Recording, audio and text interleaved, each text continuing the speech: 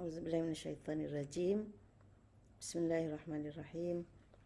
Alhamdulillahirabbil alamin wa bihi nasta'in. Wassalatu wassalamu ala sayyidil mursalin wa ala alihi wa sahbihi ajma'in. Rabbi shrah li sadri wa yassir li amri wahlul 'uqdatam min lisani yafqahu qawli. Assalamualaikum warahmatullahi wabarakatuh. Sahabat-sahabat yang dikasihi lagi dirahmati, alhamdulillah, syukur kehadirat Allah Subhanahu Wa Taala yang masih memanjangkan usia kita hingga ke saat ini. Mudah-mudahan kita diberi taufik dan hidayah untuk memanfaatkan setiap waktu yang Allah anugerahkan selagi hayat dikandung badan, insya-Allah, ya, memanfaatkan dengan amalan-amalan yang Allah redha, insya-Allah. Seperti biasa, kemunculan saya di FB ini secara live adalah membawa satu mesej, iaitu balighu anni walau ayah. Ya, sampaikan daripadaku walaupun satu ayat. Itu adalah pesanan wasiat daripada Nabi kita sallallahu alaihi wasallam. Mudah-mudahan dengan perkongsian ini menjadi hujah di hadapan Allah Subhanahu Wa Taala di hari akhirat kelak. Dan terima kasih kepada sahabat-sahabat yang sudi mendengar, memberi perhatian, dan untuk memanjangkan pahala, sila sebarkan, ya, supaya kita sama-sama mendapat manfaat dan diberikan ganjaran yang sama oleh Allah Subhanahu Wa Taala di akhirat kelak. Saya akan mulakan perkongsian pada pagi ini dengan menceritakan satu kisah, iaitu kisah yang diceritakan oleh Muhammad bin Sirin, ya, dalam kitab Al-Isabah, iaitu kisah di mana seorang perempuan datang mengadu kepada Sayyidina Umar bin Al-Khattab, ya, ketika beliau menjadi khalifah, ya. Ini seorang perempuan biasa datang bertemu khalifah mengadu tentang suaminya. Ini kalau Pak Uti ada, best sangat ni, ya. Mesti Pak Uti dapat memberikan ulasan yang baguslah, ya, kisah ni. Mana Pak Uti ada ke agaknya, ya. Siapa boleh panggil Pak Uti? Okey. Pak Uti ni pakar hubungan suami isteri, ya. Jadi Muhammad bin Sirin, bukan Sirim, ya. Sirim ni apa ni? Tak tahulah, ya. Bukan Sirim, salah sebut Sirin, ya. Muhammad bin Sirin menceritakan bahawa Waalaikumsalam, Cik Ani kita. Apa khabar? Sihat ke? Okey, jadi Muhammad bin Sirin menceritakan bahawa pada suatu hari seorang perempuan dia datang bertemu dengan Khalifah Umar bin Al-Khattab radhiyallahu anhu. Apa cerita dia, nak mengadu apa ni, ya? Katanya, sesungguhnya suamiku berpuasa setiap hari dan qiyam sepanjang malam. Suami dia setiap hari puasa, malam pula qiyam. Qiyam maknanya solat sepanjang malam. Jadi Umar jawablah, Umar kata, habis kau nak apa? Adakah puan mahu dia berhenti dari berpuasa dan solat malam? Tanya Umar. Jadi Umar kata, dah, baguslah tu kan, dapat suami yang begitu taat. Malam solat, siang puasa. Jadi wanita itu tidak meneruskan bicaranya. Bila Umar tanya, puan nak apa? Nak suruh dia berhenti solat ke? Nak suruh dia jangan puasa ke? Jadi dia pun fikir, khalifah ni tak faham ni. Dia pun balik, ya. wanita itu tidak meneruskan bicaranya, dia pulang dengan hampa. Sebenarnya ada sesuatu yang dia nak bagi tahu. Kemudian dia datang lagi kali kedua. Datang lagi mengadu cerita yang sama. Jadi Umar masih tak dapat menangkap apa sebenarnya yang wanita ini mahu. Dia suami dah baik macam tu kan, apa lagi nak? Okey. Kemudian dia datang lagi kali ketiga. Dia datang kali ketiga, kebetulan ketika itu, siapa bagi bunga ni? Terima kasih. Ukti Asnida, ahlan wa sahlan. Okey, kali ketiga dia datang lagi. Pada ketika itu ada seorang sahabat, agaknya dia ni staf lah kot, ya, di pejabat Umar tu, wallahu alam apa jawatannya tidak dinyatakan. Ada seorang yang bernama Ka'ab bin Sur.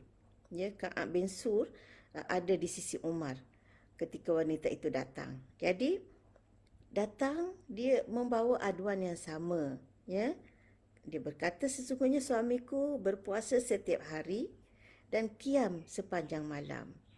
Jadi mendengar aduan itu, siapa bagi salam? Rusna, ahlan wa sahlan, waalaikumsalam warahmatullahi wabarakatuh. Okey, dia, jadi Ka'ab tu dapat tangkap apa maksud perempuan itu. Ka'ab memberikan pandangan. Ka'ab berkata,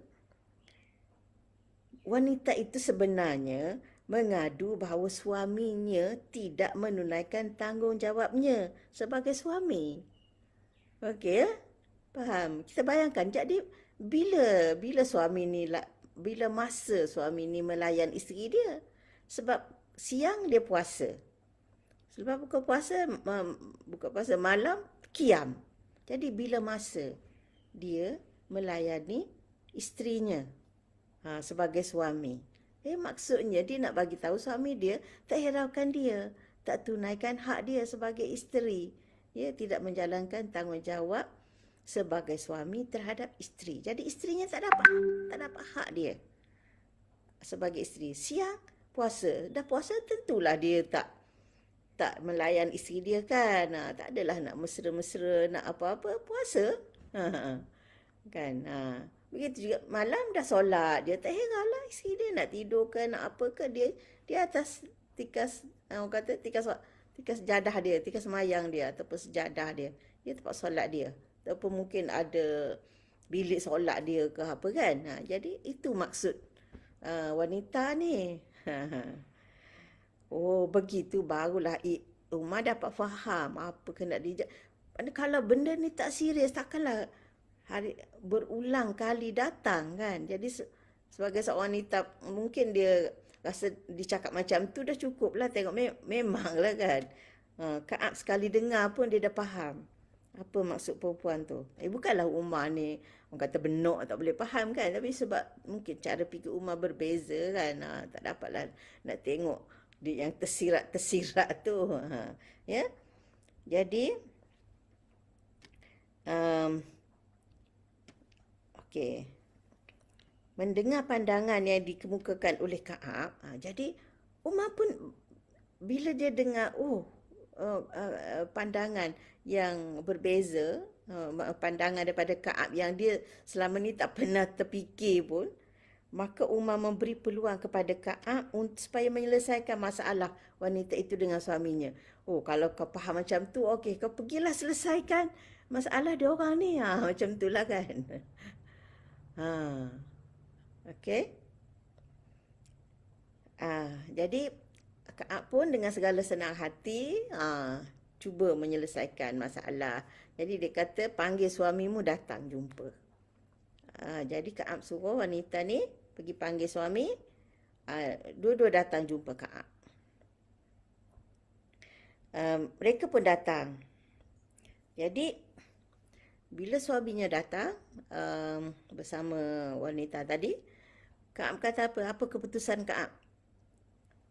Ka'ab kata kepada suami wanita ini, dia kata, okey, Ka'ab meraihkan lelaki ini yang dia memang memang orang kata apa, memang suka mengabdikan diri kepada Allah Subhanahu Wa Taala dengan cara dia tu kan. Malam tak boleh nak solat juga ha. Siang pun nak puasa juga. Jadi um, takkanlah kata nak suka jangan puasa, jangan solat kan. Sebab itu ibadah dia dan dia dah rasa syok macam tu. Ketenangan dia di situ. Tapi pada masa yang sama dia ada isteri yang mesti disantuni. Jadi tu saat Ka'ab berkata, macam ni lah dia kata ke suami dia, kamu naklah membuat giliran untuk isterimu 1 kali daripada setiap 4 malam. Jadi maknanya kalau nak ibadah malam tu 3 malam ibadah, 1 malam dengan isteri. Itu giliran. Ya, jadi 1, 2, 3 pergilah solat. Malam keempat dengan isteri.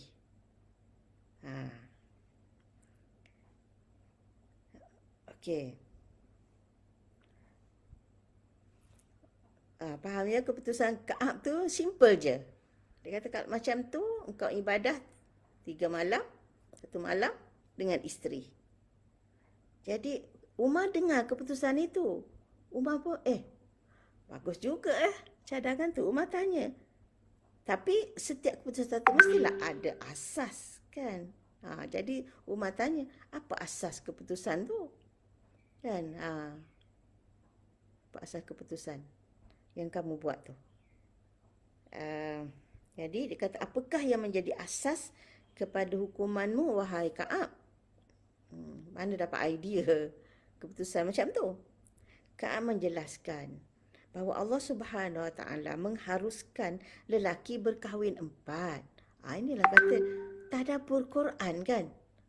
Jadi tidak lebih daripada itu. Jadi ini maksimum lelaki kahwin 4. Jadi itu memberi gambaran bahawa setiap orang isteri mesti diberikan haknya sekali dalam setiap 4 malam.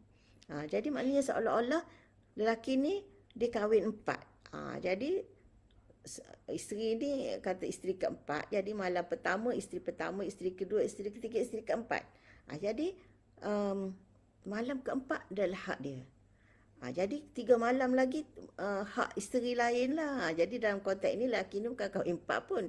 Tapi seolah-olah begitu. Jadi maknanya memberikan gambaran bahawa Allah Subhanahu Wa Taala nak memberitahu bahawa hak wanita sekurang-kurangnya, hak isteri sekurang-kurangnya sekali dalam 4 malam. Jangan tanya, jadi kalau orang kahwin 4 tu macam mana tak boleh ibadah lah. Jadi sebenarnya sunnah Nabi SAW, dia tak solat sepanjang malam. Dalam satu malam tu ada waktu tidur, ada waktu solat. Jadi kan pernah ada 3 orang sahabat yang datang jumpa isteri Nabi SAW. Mereka bertanya tentang ibadah Nabi di rumah. Jadi isterinya menceritakanlah bagaimana Nabi beribadah di rumah. Jadi bila mereka dengar, mereka rasa sikitnya.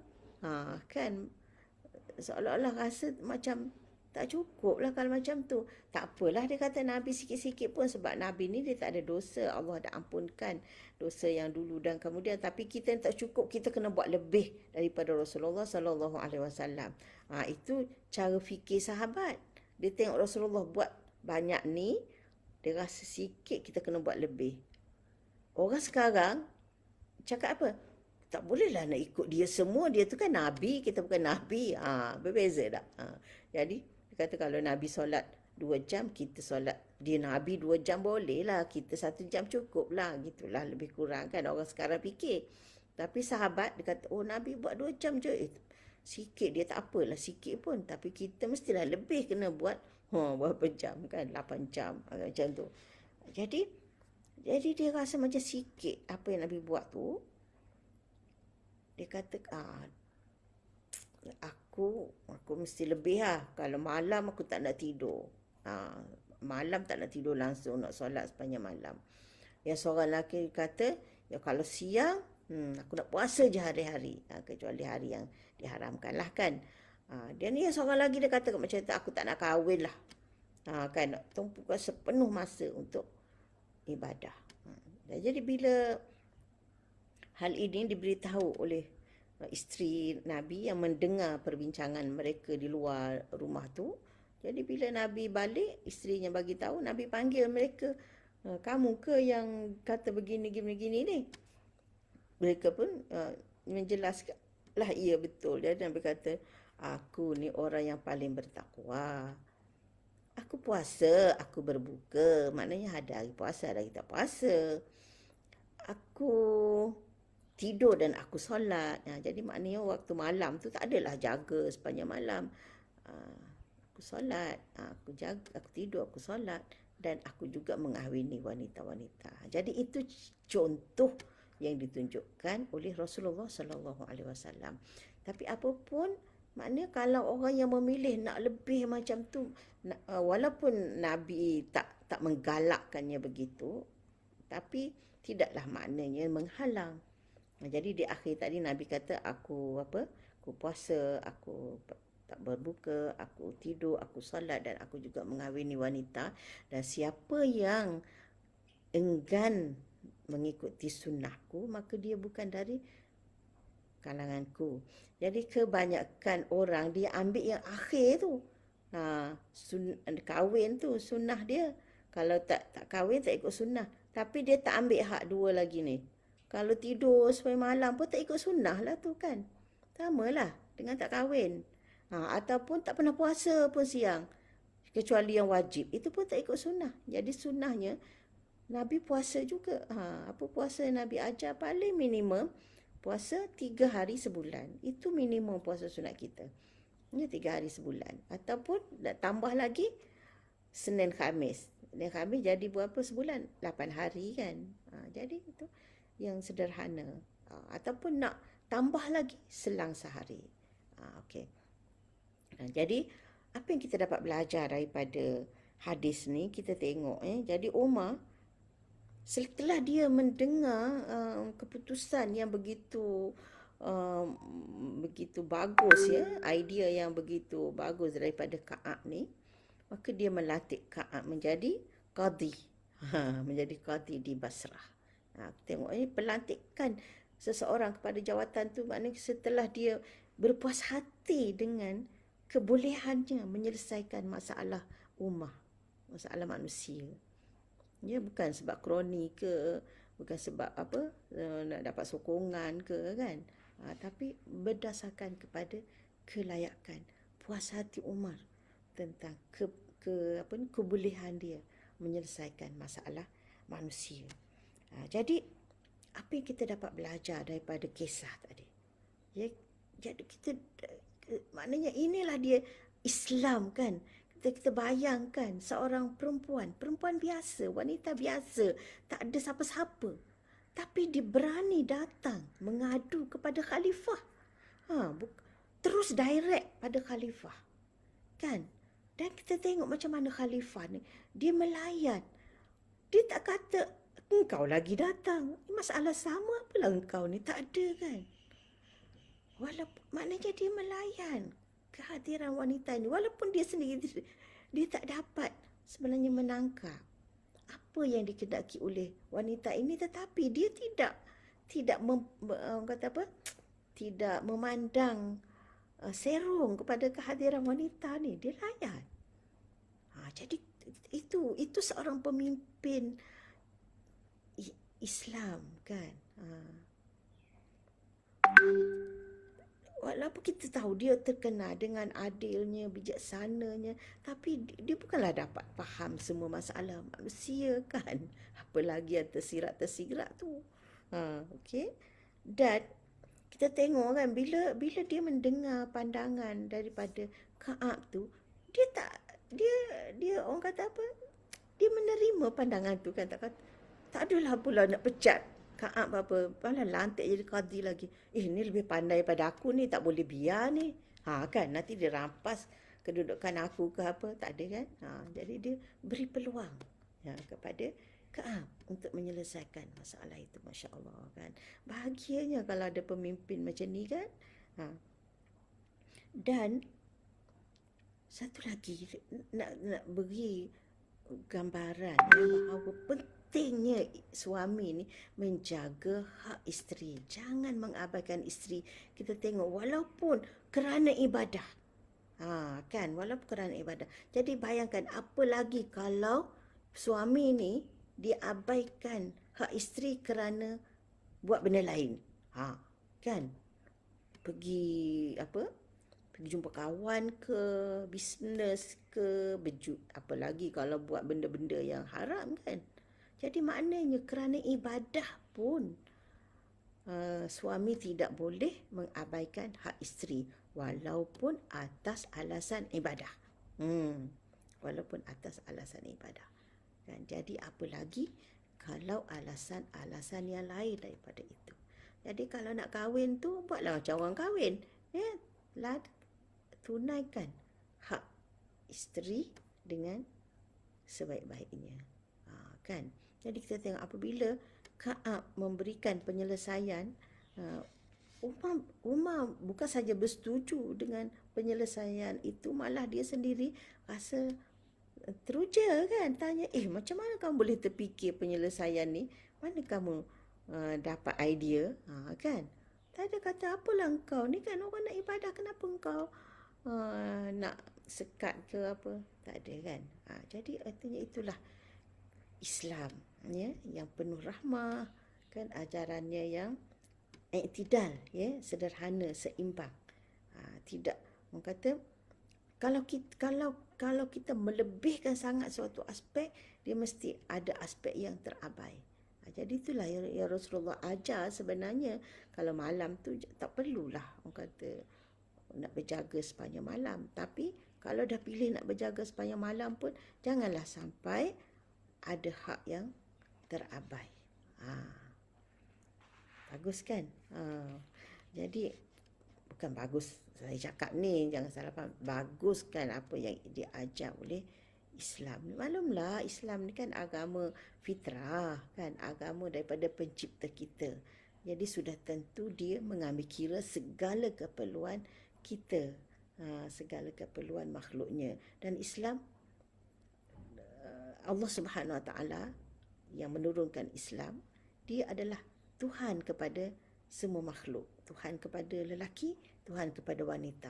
Jadi sebab itu dia tidak memihak kepada lelaki dan menzalimi wanita, dan tidak juga memihak kepada wanita menzalimi lelaki. Ya, semuanya Allah Subhanahu Wa Taala telah menggariskan hak dan tanggungjawab secara seimbang. Jadi yang ada berlaku kepincangan itu kerana apa? Kerana kita sendiri tidak mengikuti garis yang telah ditentukan oleh Allah Subhanahu Wa Taala. Okey, insya-Allah sekadar itu sajalah kot perkongsian pada pagi ini. Insya-Allah jangan lupa esok hari Khamis ada kuliah Riyadhus Salihin, kuliah Riyadhus Salihin anjuran Masjid Batu 16 Sarawak dan dengan kerjasama Ikram Hulu Selangor. Jangan lupa daripada 9 hingga 10 kuliah Riyadhus Salihin di live di FB ni juga. Jadi sila tanda waktu tu tanda waktu tu dan sila war-warkan kepada sahabat-sahabat kita supaya lebih ramai yang dapat manfaat daripadanya. Sekian dulu perkongsian untuk pagi ini. Mudah-mudahan memberi manfaat pada kita bersama. Sila sebarkan sekiranya ada kebaikan. Wassalamualaikum warahmatullahi wabarakatuh.